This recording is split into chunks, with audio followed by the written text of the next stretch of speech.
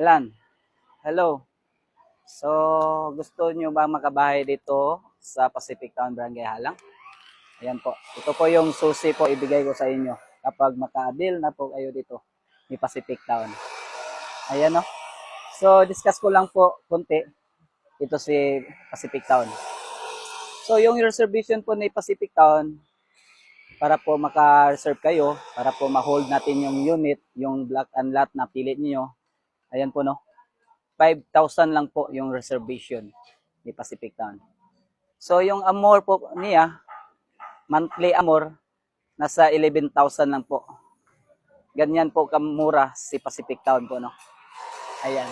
Kung makita naman natin si Pacific Town, may pre-gates na po siya, no? May bakod na. At saka maganda pa. Ayan. Kahit Fortuner Hilux po dito, family van, kasya po sa parking area ni Pacific Town. So yan po no. So yan po yung discuss ko. Kung sino pong gusto mag-avail, DM lang po.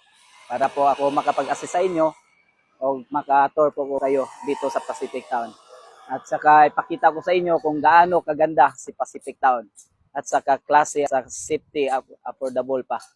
At saka comfortable po kayo dito ni Pacific Town. Kasi maganda talaga.